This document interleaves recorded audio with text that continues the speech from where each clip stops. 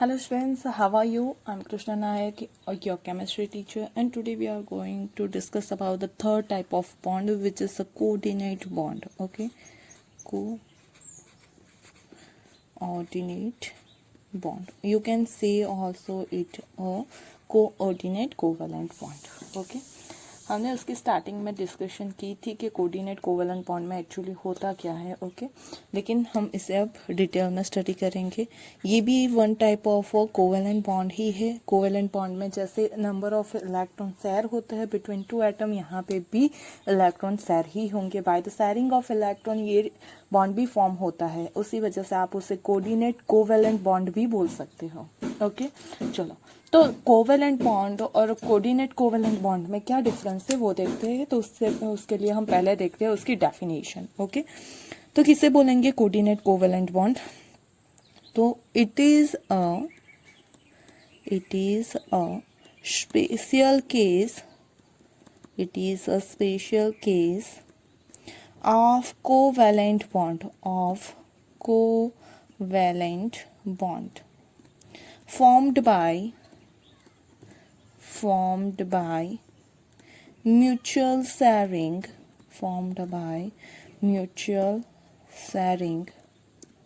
of electrons but the electrons required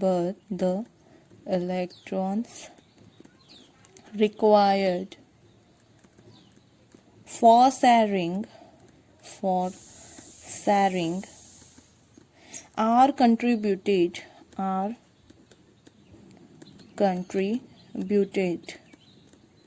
by only one atom, whereas these electrons are shared equally by both participating atom so as to complete their octet, okay. चलो, क्या बोला गया है? तो ये covalent bond का ही special case है, सही है। लेकिन यहाँ पे जो इलेक्ट्रॉन शेयर होते हैं, ओके, वो दोनों के म्यूचुअल शेयरिंग से शेयर नहीं होते हैं, ओके। जो कोवेलेंट बॉन्ड में हमने देखा था कि जो इलेक्ट्रॉन है उनके बीच में म्यूचुअल शेयरिंग देखी जाती है, लेकिन कोऑर्डिनेट कोवेलेंट बॉन्ड में शेयरिंग ऑफ इलेक्ट्रॉन तो होता है, लेकिन शेयरिंग के जो इलेक्ट्रॉन है वो सिर्फ ओनली वन एटम शेयर करेगा, ओके। शेयरिंग किससे होगी? तो सिर्फ कोई एक एटम के थ्रू ही दोनों इलेक्ट्रॉन की शेयरिंग होगी, ओके। बट दोनों के लिए वो इक्वली होंगे, okay.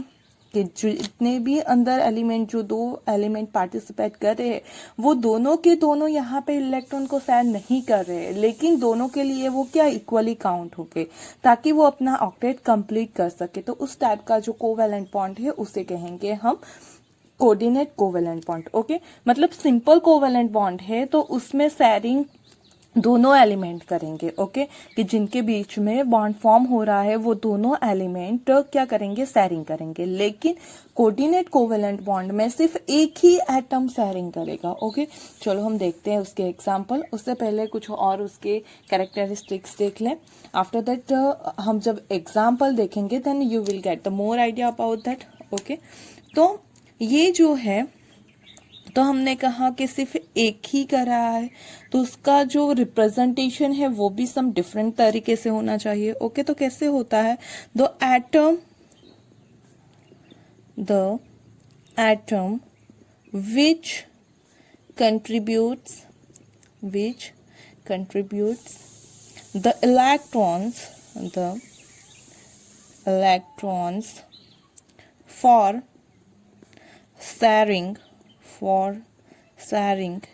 is known as donor.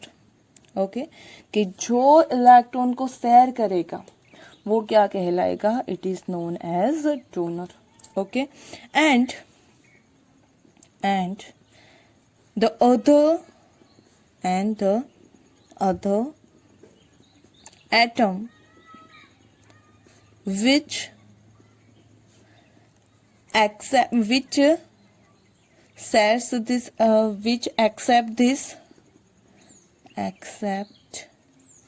this share electrons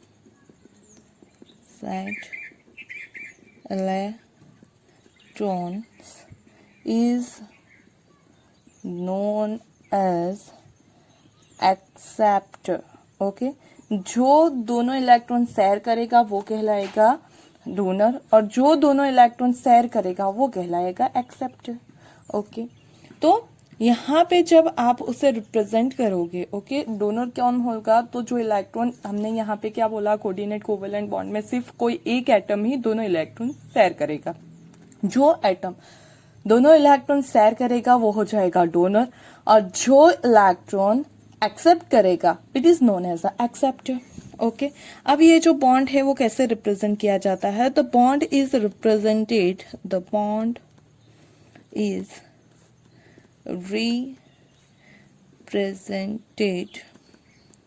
by arrow pointing from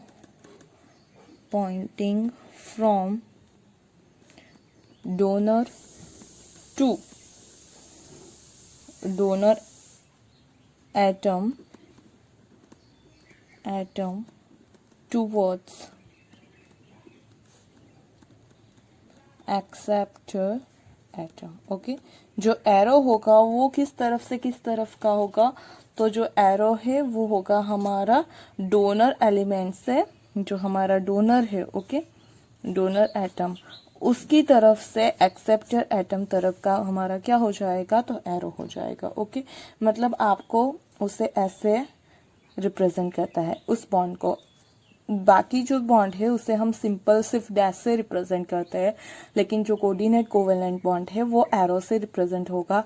और ये जो पार्ट है ओके उसका टेल पार्ट जो स्टार्टिंग पार्ट है वो रहेगा डोनर की तरफ और ये जो हेड वाला है पॉइंटिंग वाला वो रहेगा एक्सेप्टर की तरफ. ओके तो उसी तरह से उसे रिप्रेजेंट किया जाएगा. ओके आगे देखते हैं हम उसकी कैरेक्टरिस्टिक्स में क्या है. ओके तो ये बॉन्ड क्या है, तो it have a some this bond has some polar character. Okay उसके पास क्या होगा, some polar character should be there. So it is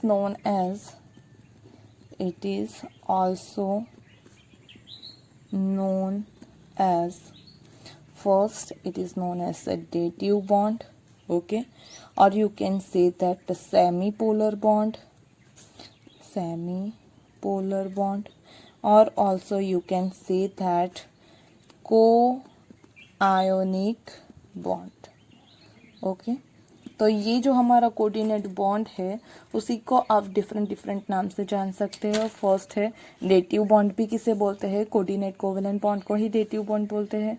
उसी को सेमी पोलर बॉन्ड भी बोलते हैं और उसी को को आयनिक बॉन्ड भी बोलते हैं. ओके तो that covalent bond is known as a dative bond. Most of उसका डेटिव बॉन्ड नेम भी हम यूज करेंगे. कई सारे क्वेश्चन में आप देखोगे there is the use that word dative bond. Okay dative bond का मीनिंग होता है कोऑर्डिनेट बॉन्ड और coordinate covalent bond. Okay and sometime it is also known as the semi polar and co ionic bond. Okay अब उसके example देखते हैं. Suppose we have to write the structure for the NH4 plus. Okay NH4 plus तो हमारे पास क्या है, तो हमारे पास होगा नाइट्रोजन. ओके नाइट्रोजन की कितनी वैलेंसी है, 5 वैलेंसी है। उसमें से वो क्या करेगा, तो एक एक जो बॉन्ड है वो हाइड्रोजन के साथ फॉर्म करेगा। ओके, एक एक जो है वो किसके साथ करेगा, वो हाइड्रोजन के साथ सैर करेगा।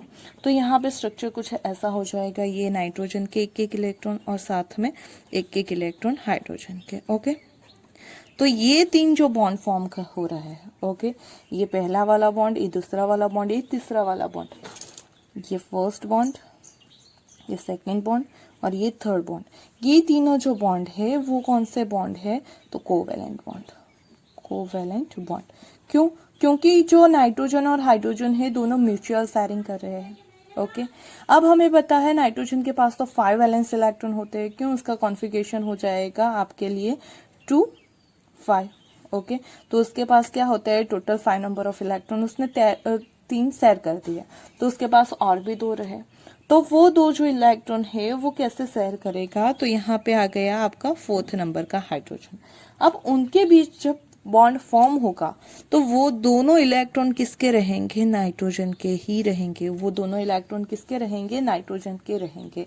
तो ये जो बॉन्ड फॉर्म हो रहा है यहाँ पे, that bond is known as a coordinate bond.